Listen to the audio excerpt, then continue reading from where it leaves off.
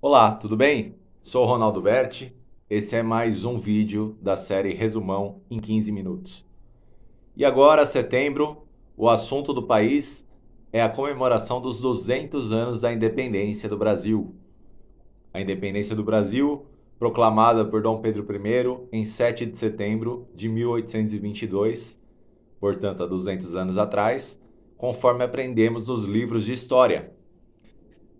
Hoje, nesse vídeo sobre a independência, nós vamos fazer um resumo de como foi essa história desde a chegada da família real no Brasil, em 1808, e de como foram os fatos, como aconteceram os fatos que desencadearam nessa proclamação da independência em 7 de setembro de 1822. Portanto, um período curto de tempo, de apenas 14 anos, separam a chegada da família real no Brasil da proclamação da independência, também por um membro da família real, Dom Pedro I. Então, hoje vamos resumir de forma rápida esse pequeno trecho da nossa história. Mais uma vez agradecendo a você que acompanha essa série, com paciência, dedicação. Muito obrigado a cada um de vocês. Então, a questão da independência do Brasil, a chegada da família real. A família real no Brasil chegou em 1808. Mas por que a família real veio para o Brasil? A família real veio para o Brasil por conta de um recuo estratégico da guerra que acontecia na Europa. Napoleão Bonaparte, naquela época, comandante francês, praticamente dominou a Europa. E estava chegando a vez de Portugal. E Portugal era uma grande aliada da Inglaterra. E a Inglaterra era a principal força de resistência a Napoleão.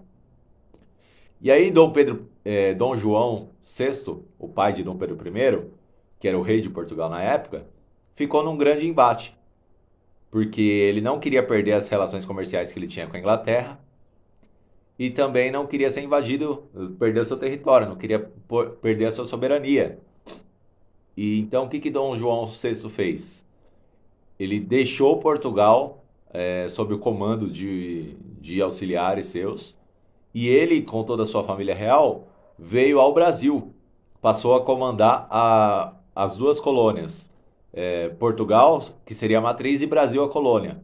Só que ele mudou o comando do reino, da matriz Portugal para a colônia Brasil.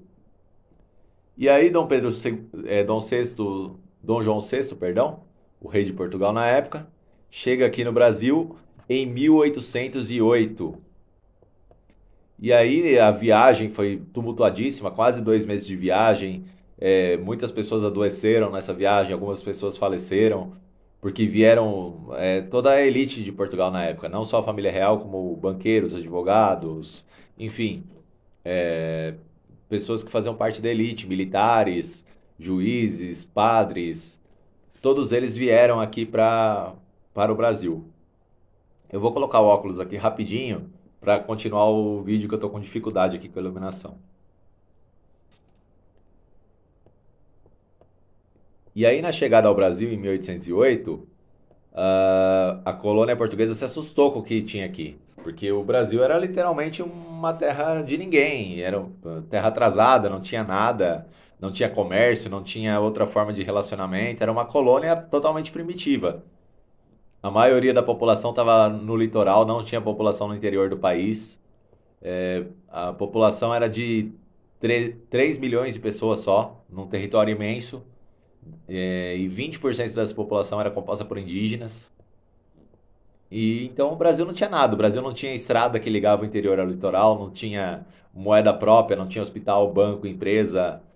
E a partir dessa chegada em 1808, que a família real começa a organizar um pouco, até estruturalmente, essa questão da colônia brasileira. Aí Dom João criou, nesses 14 anos em que Dom João foi rei de Portugal, sediado aqui no Brasil, ele criou o Banco do Brasil, que é uma instituição financeira que funciona até hoje, a Imprensa Régia, que foi o primeiro jornal, o primeiro veículo de imprensa aqui no Brasil, o Jardim Botânico também, lá no Rio de Janeiro, que até hoje se encontra em pleno funcionamento, e passou a, a ceder recursos para que fossem feitas diversas obras de modernização e de estruturação aqui na colônia.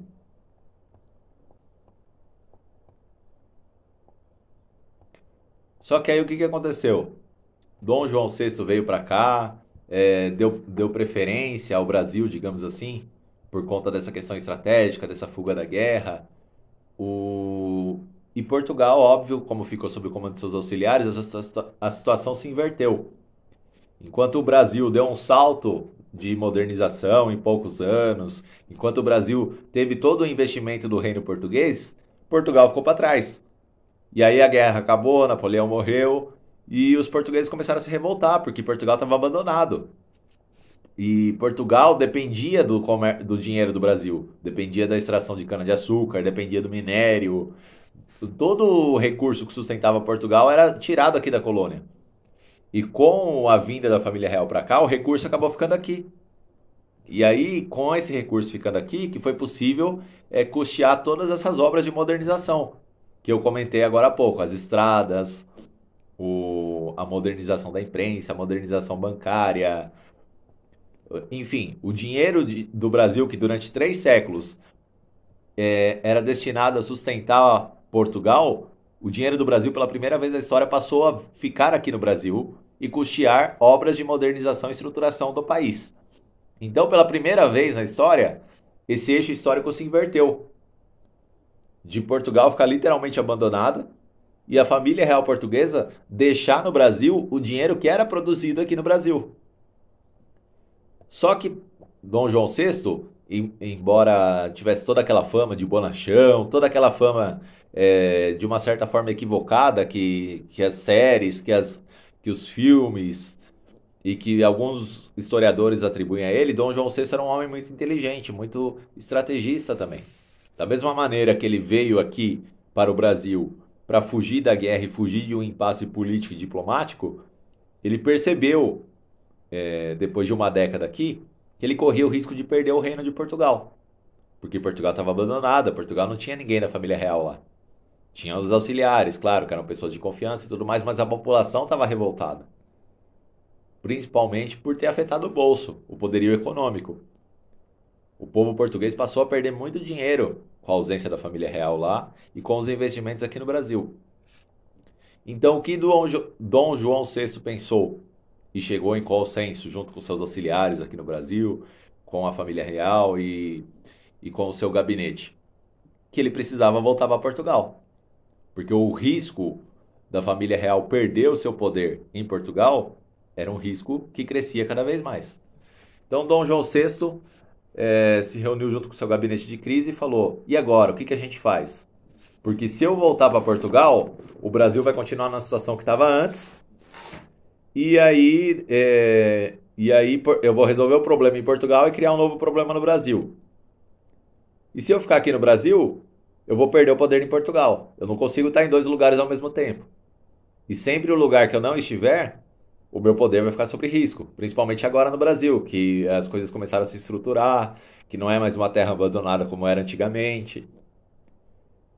E aí ele teve uma ideia. Ele falou: olha, eu vou embora, o meu filho mais velho na época, Dom Pedro I, fica como príncipe regente aqui no Brasil, e a gente comanda os 2 reinos. Eu fico em Portugal, Dom Pedro fica aqui no Brasil. E é uma forma da gente manter o poder na matriz e na colônia, sem nenhum tipo de revolta popular. E nós vamos assim. E aí todo mundo concordou, parecia mesmo a melhor solução. Só que Dom João VI voltou para Portugal, retornou para Portugal.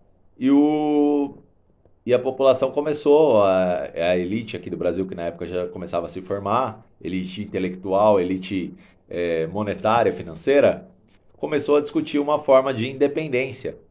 Porque, vamos fazer aqui um registro histórico, naquela época nós já estávamos na segunda década do século XIX, os Estados Unidos já era uma república, a França já era uma república, diversos países da Europa já experimentavam a questão da república.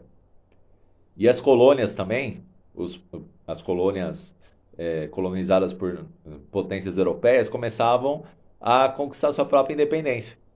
Então começou a surgir aqui no Brasil a história, em primeiro lugar, de uma independência da família real portuguesa, um movimento pela independência, e um segundo movimento, ainda mais ousado e ainda mais atirado para a época, pedindo a República, pedindo que nós tivéssemos eleições para presidente da República, eleições para todos os cargos de uma forma geral, e assim se libertando totalmente do domínio da família real portuguesa. E mais uma vez a inteligência estratégica da família real, principalmente de Dom João VI, entrou em ação. Porque ele falou assim: opa, eu voltei para Portugal, agora o problema se transferiu para o Brasil. O povo aqui quer independência. Então o que a gente vai fazer? A gente vai dar independência para o povo, mas uma independência de fachada. Uma independência onde o poder continue com a família real. E após muita discussão com Dom Pedro I, e principalmente o grande articulador dessa conjuntura política aqui no Brasil, que foi o José Bonifácio de Andrade e Silva, que era um grande influenciador de Dom Pedro I, que era como se fosse um tutor de Dom Pedro I, ficou meio que decidido que Dom Pedro I proclamaria a independência do Brasil, uma forma de não se submeter mais aos comandos da família real. Ficou meio que feito um teatro na época, como se Dom Pedro tivesse se revoltado, se rebelado contra a própria família, o que a história provou que não era verdade.